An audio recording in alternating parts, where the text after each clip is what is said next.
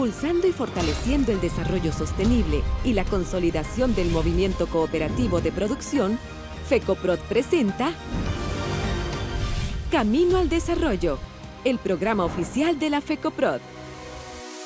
¿Qué tal, queridos, queridas? ¿Cómo están? Sean todos bienvenidos a una edición más de Camino al Desarrollo, el programa de la FECOPROD que como martes tras martes te decimos, queremos traerte todo el contenido edificante para vos, para tu familia, para tus amigos y para todo el país. En este programa hablamos de cosas positivas referentes al ámbito del trabajo, al ámbito de estudio, de la preparación, capacitación. Por supuesto también que hablamos de todo lo referente a la batalla cultural específicamente. Y ni qué decir, en estas últimas semanas estuvimos abordando temas referentes a la última cumbre de la OEA. Hoy queremos analizar a profundidad, en primer lugar, sobre cómo está el estado de Paraguay en el sentido productivo, en el sentido laboral. Lamentablemente en los últimos años, en las últimas décadas, para ser precisos, desde fuentes internacionales, políticas y periodísticas, nos quieren dar a entender que Paraguay es el país más deforestado del mundo, el país que no respeta el medio ambiente, el país donde la corrupción, probablemente muchos incluso dan a entender que Paraguay es el país más corrupto del mundo, entre otros puntos. Y de alguna manera, lamentablemente, muchos paraguayos consumimos este tipo de contenidos. Con eso no te digo que no tenemos problemas. Con eso yo no estoy diciendo de que no tenemos que seguir combatiendo la corrupción, entre otros males. Pero sí quiero decirlo, señores, estamos lejos de grandes países o de países nefastos, manejados por personas nefastas, como el caso de Venezuela o los países árabes, incluso Argentina, que con el peronismo le estaba Cristina Fernández de Kirchner, la ex vicepresidente y presidente de la República, le estaba atacando directamente al Poder Judicial justamente por no querer exponerse ante la justicia, ¿verdad? Pero bueno, sin entrar mucho en cosas puntuales, lo que les quiero decir nomás es que en los últimos tiempos, lamentablemente desde fuentes periodísticas y políticas internacionales, nos quieren dar a entender de que nuestro país es el peor de todos y que nosotros necesitamos la ayuda internacional para seguir desarrollándonos, cosa que yo creo personalmente que es mentira, porque el Paraguay soberano es el Paraguay verdaderamente poderoso y como siempre decimos en la FECOPROD, cuando el campo produce, y yo personalmente le voy a agregar, cuando el Paraguay produce, cuando el sector privado paraguayo produce, el Paraguay crece, señor, señora, y nunca tenemos que creer lo contrario. Es por eso que vamos a estar analizando el estado actual del Paraguay por un lado, y en el segundo bloque también vamos a hablar sobre todos los puntos que nos dejó en cuanto al análisis la cumbre de la OEA y también los peligros que tenemos en cuanto a las ideologías internacionales que quieren fundir nuestro sistema productivo y otros puntos referentes a la familia, a la vida y la propiedad privada. Es por eso que hoy tenemos el honor de recibirle a una gran persona, a un gran entendido, es una persona que entiende del ámbito económico, del ámbito político, también del ámbito diplomático, un políglota, habla muchos idiomas, pero por sobre todas las cosas es un amigo de la casa y un líder, un referente personal. Hablamos específicamente del señor Blas Cristaldo. ¿Cómo te va, mi querido don Blas? Antes que nada, bienvenido y muchísimas gracias por tu tiempo porque de verdad nos honra tu presencia. ¿Cómo estás, don Blas? Gracias, Francisco. Un placer acudir a tu convocatoria aquí, dentro de la casa también. RCC es parte de nosotros, ¿verdad? Le queremos mucho a este medio. Creemos que está haciendo también una gran tarea, una gran labor, igual que vos mismo en tu ejercicio periodístico. Así que no podía negarme de ninguna manera a poder venir aquí a contribuir un poco con, digamos, dar algunos elementos de análisis para contextualizar el buen momento que está pasando el Paraguay en general. Creo yo de que es uno de los pocos países en los cuales a nivel sudamericano puede presumir de la estabilidad a nivel macroeconómico y también a nivel del desarrollo social, inclusivo y como vos decía, con ribetes incluso de sostenibilidad en su modelo productivo. Realmente un caso atípico en la región. Estamos hablando en este momento, de acuerdo a los datos del BCP, por ejemplo, todo lo que es el PIB nacional ha evolucionado positivamente en el primer cuatrimestre del año, cerrado más o menos, digamos, entre abril y mayo, una cantidad de indicadores muy positivos. La economía nacional ha crecido más o menos el 4.7%. Se estimaba a inicio de año que iba a estar por el 3.8%, sí. Esa era la previsión para lo que va del año. Si uno hace esto comparando los mismos, digamos, periodos interanuales, 23-24, el crecimiento es cerca del 7%. Así que es un crecimiento muy interesante, muy amplio en cuanto a lo que es el alcance y la profundidad del mismo. Y también estamos viendo una cosa muy interesante que es la diversificación un poco de la matriz sectorial del PIB, ¿sí? En ese sentido vemos un gran incremento en todo lo que es el dinamismo también del sector manufacturero. Estamos viendo noticias muy interesantes en ese sentido de que el sector manufacturero en Paraguay ha crecido más o menos un 5.6% en el periodo que estamos hablando en cuanto a su aportación al PIB. Entonces, ¿qué nos dice eso? De que estamos también transicionando gradualmente en eso de que siempre, digamos, los especialistas del teclado y los apologetas de la negatividad dicen de que Paraguay solamente exporta commodity, que eso solamente le sirve a unos cuantos tipos. Entonces, yo creo que un primer indicador es ese. Dentro de esto, el sector maquila, autopartistas y demás, que son sectores altamente tecnológicos y con procesos productivos bastante complejos, ¿verdad? Por los niveles de seguridad y de eficiencia que tienen que tener, digamos, en todo lo que es producir autopartes, circuitos eléctricos, electrónicos para vehículos, etcétera, representa más o menos el 67% de esta variación positiva. Estamos hablando de cerca de 26.000 puestos de trabajo. En el sector servicios también se ve y hablamos de servicios financieros, hablamos de otros tipos de servicios como hotelería, turismo, restaurantes, gastronomía y demás. También se ve una dinámica muy interesante, estamos hablando de cerca del 5% de variación positiva también. Y eso demanda también mucha mano de obra, ¿verdad? Nuestro país se está convirtiendo en un hub logístico, en un hub de eventos a nivel regional, a nivel internacional. Tenemos un flujo turístico cada vez más importante y también una infraestructura que va acompañando en todo eso. Esperamos una recuperación del sector construcción, que ha venido siempre muy punteado por dos grandes pilares, digamos, el desarrollo inmobiliario y la infraestructura vial. Sí. Dentro de esto, la infraestructura vial es, digamos, fundamentalmente financiada del sector público, pero lo que es el desarrollo inmobiliario sigue también, digamos, una senda de crecimiento muy importante. Eso se puede ver en prácticamente cada barrio de Asunción, a veces en cada esquina tenemos una obra, un edificio en construcción. Esos son sectores que dinamizan muchísimo todo lo que es la estructura de las cadenas de valor que tienen que estar detrás de todo esto. Bueno, y el sector agropecuario, hoy veíamos dentro de esto, por ejemplo, la evolución del sector cárnico. Ya estamos llegando a más de 1.200 millones de dólares en exportaciones de carne hasta mayo. En cuanto a soja y demás, la campaña sojera en cuanto a volumen cerró muy bien, más de 10 millones de toneladas, 10.7, casi 11. El tema ahí fue, digamos, negativo, fue el tema de precios. Tenemos una caída del precio internacional de soja del orden del 26%.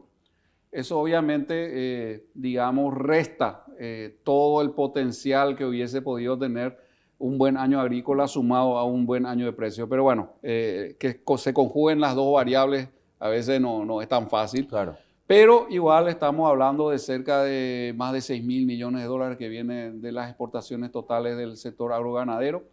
Y de eso algo así como el 70-65% viene del complejo, llamémoslo sojero.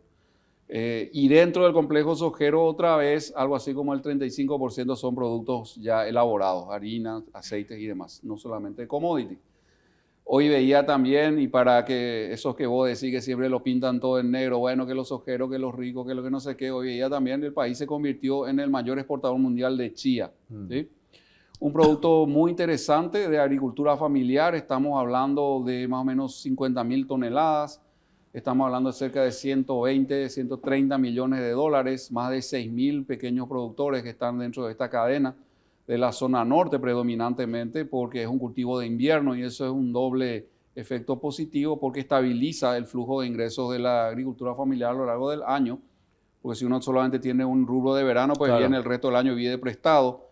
Pero con esto poder tener un ciclo rotativo, un cultivo de verano generalmente sobre el sésamo y uno de invierno ya con el chía, estamos hablando de que se está inyectando a la agricultura familiar por estos dos cultivos algo así como fácilmente 200, 250 millones de dólares.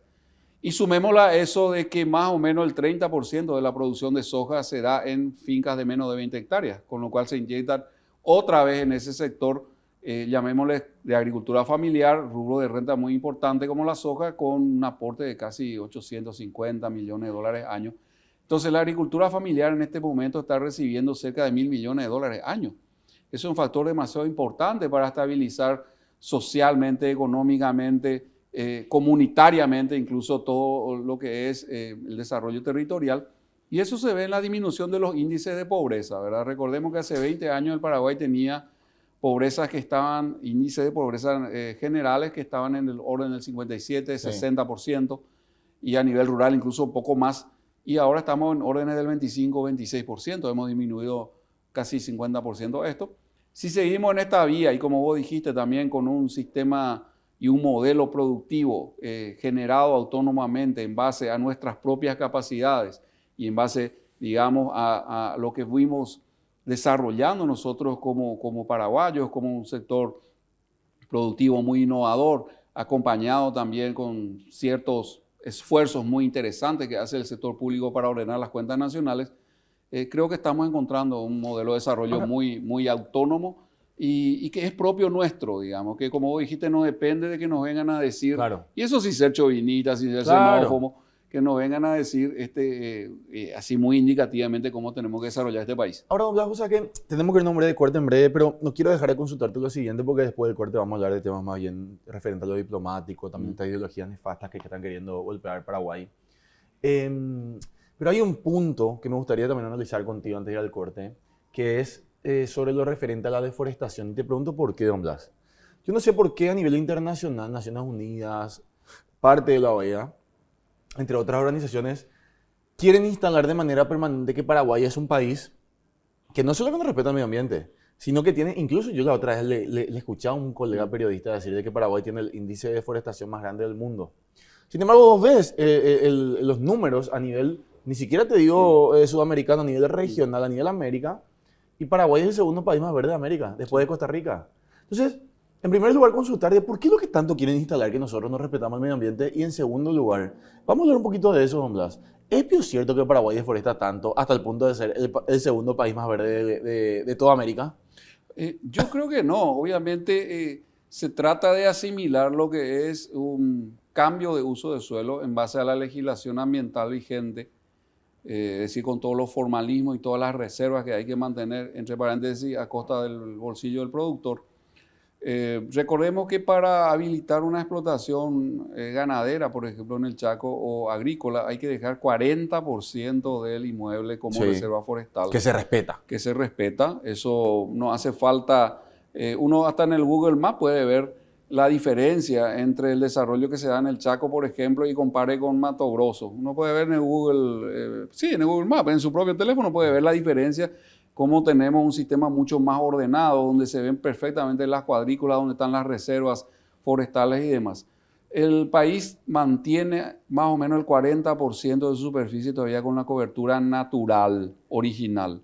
A eso sumemos toda esta cantidad de bosques, más o menos el 80% de los bosques del país está en manos de privados, y de eso un porcentaje muy elevado, diría yo que casi la totalidad de ese porcentaje, responde a fincas agropecuarias, agroganaderas, porque también en la región oriental, recordemos que desde el 2002 aproximadamente, si mal no recuerdo, o 2012, bueno, pero tenemos deforestación cero, perdón, en la región oriental ya, más de 20 años que venimos con esa política, y estamos hablando entonces de reservas del 25% de la superficie de los inmuebles. Entonces, el país aporta a las famosas emisiones de gases de efecto invernadero menos del 0,0 algo por ciento. Así que de todo punto de vista que uno lo quiera mirar, son modelos productivos sostenibles. Y no olvidemos que al estar basado en ganadería, en agricultura y demás, aunque incluso todos estos temas, estamos hablando de especies vegetales que entran dentro del ciclo del carbono. La soja hace fotosíntesis. Sí. El algodón hace fotosíntesis. Entonces, lejísimos estamos de tener el mismo impacto que países, por ejemplo, mineros o basados su economía en la explotación del petróleo, por lo que te acabo de decir. Así que definitivamente tenemos un modelo productivo muy sostenible, y a pesar de todas estas restricciones, si se quiere, o limitaciones y regulaciones que tenemos, muy competitivo, porque tenemos índice de rendimiento, por ejemplo, de soja por hectárea similar a los Estados Unidos a esta altura, digamos, de todo lo que es el progreso agropecuario en Paraguay. Realmente a mí, don Blas, no me extraña nada de Naciones Unidas, que hace poco lo puso como país que dirige la Asamblea de Derechos Humanos a Arabia Saudita. O sea, Arabia Saudita hoy, si ustedes ven en el organigrama de Naciones Unidas y la Asamblea de Naciones Unidas de Derechos Humanos, es liderada por el país de Arabia Saudita que oprime mujeres homosexuales y otros, ¿verdad? Que literalmente, si uno es homosexual, se pone a latigazo, incluso a pena de muerte, y la mujer ni siquiera puede aprender a manejar porque ellos no creen. O sea, pero para Naciones Unidas, esos derechos humanos. Pero bueno, queridos, queridas, tenemos mucho que seguir analizando acá con el señor Blas Cristaldo. Vamos a irnos a un breve corte, a un breve espacio comercial, y a la vuelta vamos a analizar a profundidad lo que nos dejó la cumbre número 54 de la Organización de Estados Americanos, eso en primer lugar, y en segundo lugar también sobre cómo está repercutiendo la postura patriota de Paraguay frente al concierto de las naciones globalistas. Quédate expectante porque en breve continuamos con más acá en Camino al Desarrollo. Estamos presentando Camino al Desarrollo, el programa oficial de la FECOPROD. Señor, señora, continuamos con más acá en Camino al Desarrollo. Estamos con la presencia del señor Blas Cristaldo analizando a profundidad, en primer lugar, sobre cómo está el Paraguay en materia productiva, en materia de trabajo, un país pujante, un país que está siendo respetado en la comunidad internacional por todo lo que estamos produciendo y lo que estamos logrando, porque realmente hay que decirlo, señor, señora, a pesar del mal manejo muchas veces estatal, el sector privado paraguayo se luce a nivel laboral, gracias al esfuerzo de los productores, de las pequeñas y medianas empresas también, por supuesto, y las grandes industrias. Paraguay es un país pujante y estamos saliendo adelante a pesar de que a muchos les moleste. Y justamente queremos hablar ahora de a quienes les molesta el progreso paraguayo. Porque, pues, don Blas, que llama la atención como, insisto, la comunidad internacional aplaude a Paraguay, pero las instituciones internacionales, los organismos internacionales, quiero separar, insisto, uno habla de repente cuando va, qué sé yo, a Brasil, a Argentina de vacaciones, y el argentino de brasilero, yo suelo ver mucho, qué sé yo, Argentina, y el argentino mismo te dice,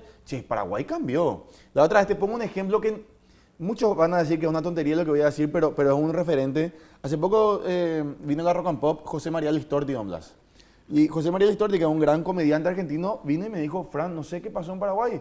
Yo no vengo a Paraguay hace 15 años y esto es otro país. Progresaron muchísimo, digo, o sea, es otro país. Nosotros no vemos, pero la persona que viene de afuera se queda impactado. Paraguay está progresando, don Blas. Sí. ¿Por qué los organismos internacionales nos quieren hacer creer lo contrario hasta el punto de, insisto, decirnos tonterías como que somos el país con mayor deforestación, o que no respetamos la vida, o que no respetamos la familia, entre otros puntos? ¿Por qué eso, don Blas? ¿Cuál es tu análisis al respecto? Bueno, yo creo que eso habría que verlo más bien dentro de lo que vos hablaste en la introducción del programa, la denominada batalla cultural. Yo creo que ahí es un sesgo ideológico. La ideología pues te pone unos lentes, Sí. y a partir de ahí vos ves la realidad filtrada por ese aparato mental, digamos, ¿verdad? Entonces, yo creo que la cuestión aquí pasa por desarrollar siempre la ideología esta de la lucha de clase. Para eso vos tenés que tener un rico, un pobre, tenés que tener gente, sociedades divididas, fragmentadas, opuestas entre sí, los diferentes, llamémoslo así, colectivos que ellos van creando, porque también son muchos de ellos para mí constructos intelectuales, ¿verdad? Que no tienen un asidero en la realidad. Lo que se trata es de, pienso yo, verlo así, de disgregar la sociedad en grupos y antagonizarlos y generar así picos de conflicto y meter en la gente que todo está mal, ¿verdad? La desesperanza como una estrategia para provocar eventualmente una disrupción o, qué sé yo, cosas más violentas incluso pueden venir después de eso. Pero básicamente es lo que ellos llaman un cambio de modelo, porque si estamos diciendo quién cambia equipo ganador, ¿verdad? ¿Quién cambia una fórmula que está siendo exitosa? Entonces hay un trabajo de, digamos, cultivar toda una estrategia comunicacional en el sentido de persuadir a la propia población de que aquí las cosas se están haciendo de manera extremadamente mala. Todo lo que, hemos señalado en el bloque anterior apunta a que macroeconómicamente también estamos con un desempeño muy bueno. Quiero complementar lo que vos decías, el sector privado, emprendedor, que adopta tecnología, que se organiza, por ejemplo, como las cooperativas, para que los beneficios de la internacionalización de los mercados lleguen a cada vez más gente, va acompañado también por políticas muy prudentes en lo macroeconómico. Tenemos un Banco Central independiente, bastante técnico, que es para mí envidia aquí a nivel regional. Sí, por lejos. Vimos cómo acá en Argentina se le da vuelta a la maquinita para imprimir billetes, una emisión inorgánica tremenda. Aquí eso nunca se hizo. Tenemos una inflación bastante controlada, tenemos digamos, una balanza comercial muy favorable, que es lo que sustenta el valor de nuestra moneda y la confianza que tenemos también en nuestro signo monetario. Tenemos también una política fiscal relativamente ordenada. Vamos otra vez, creo yo, en el buen camino de la convergencia del equilibrio fiscal que se había roto durante la pandemia, obviamente porque se expandió el gasto de una manera muy grande en poco tiempo. Entonces, y por otra parte se contrajeron las fuentes de recaudación tributaria porque la actividad económica se retrajo mucho. Entonces, teníamos un déficit de cerca de 6%, ahora estamos más o menos alrededor del 3.8, se espera llegar a 2 algo el año que viene y entrar ya a menos del 1% de déficit fiscal en relación al PIB, digamos, para el 2026, 2027. Entonces, yo creo que tenemos todavía estos activos muy importantes que tenemos que mantener. Así que de la conjunción del sector público en este sentido con el sector privado es donde nace también un poco todo este tipo de florecimiento que tiene nuestra economía, porque debe ser imposible, si con inflaciones del 200, 250%, uno no puede hacer proyecciones, no puede hacer inversiones, no puede hacer, digamos, cosas ambiciosas, pero con una inflación de cerca del 3, 4% y un crecimiento PIB cada año superior al 4% o rondando ese dígito, y con tasas de incremento poblacional ya muy inferiores, ya no llegamos a 2% de incremento poblacional, o sea, de la tasa estamos llegando a la tasa de reemplazo únicamente. Entonces, eso hace un fortalecimiento de toda la economía nacional a nivel familiar incluso.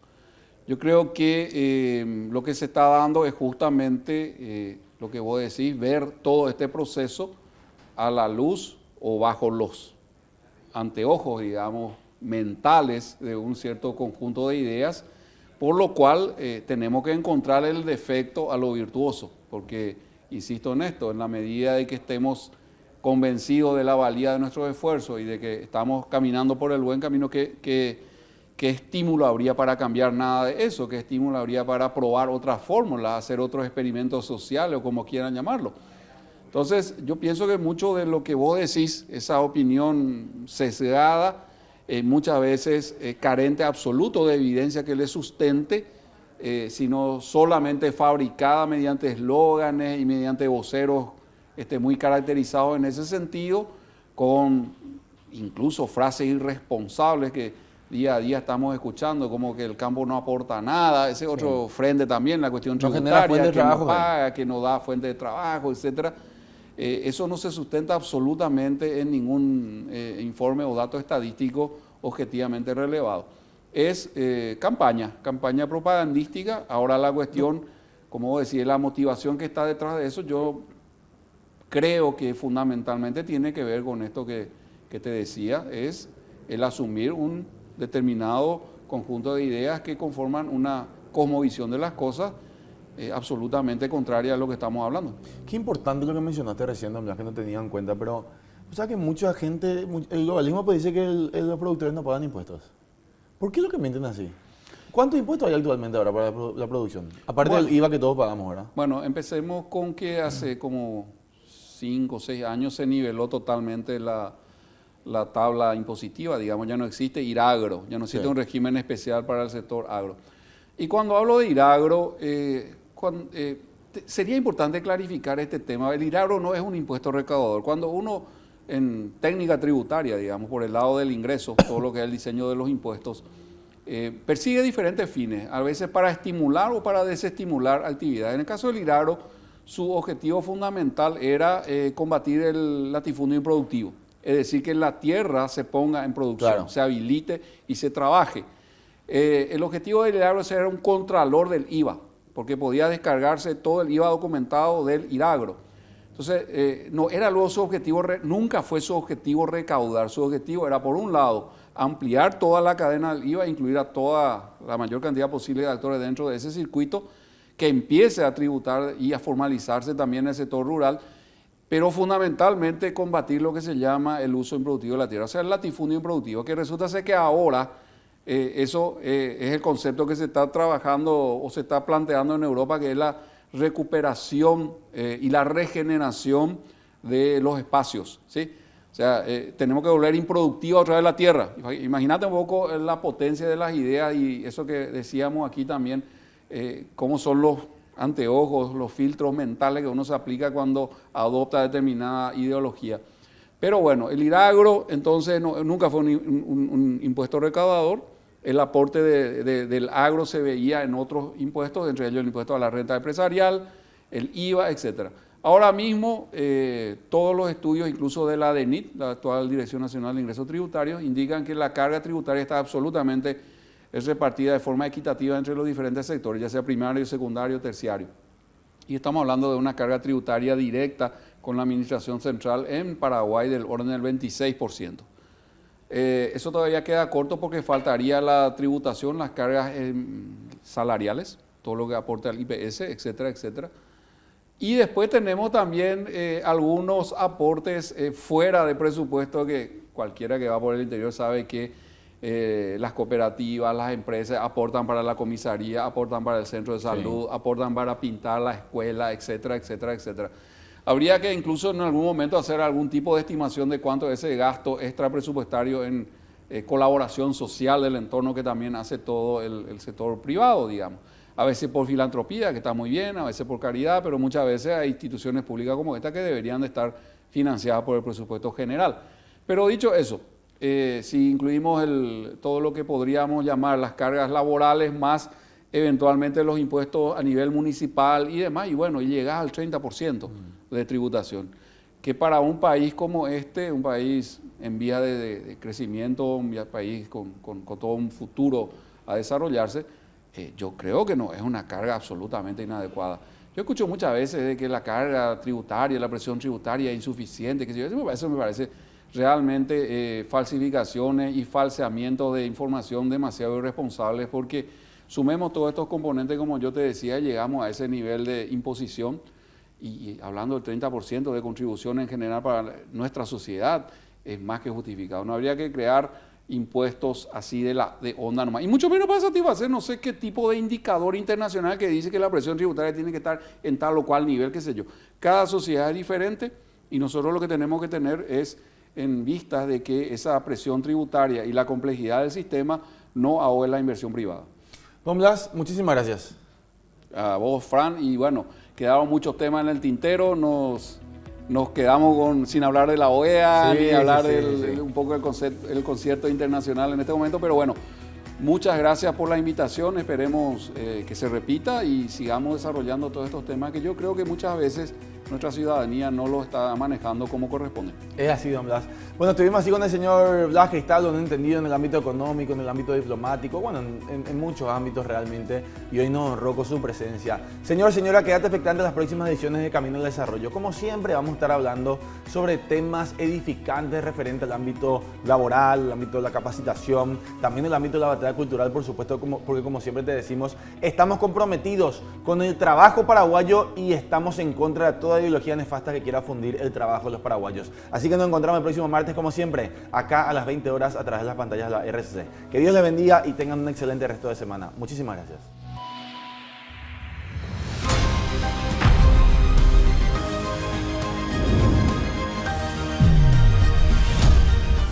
Impulsando y fortaleciendo el desarrollo sostenible y la consolidación del movimiento cooperativo de producción, FECOPROD presenta Camino al Desarrollo, el programa oficial de la FECOPROD.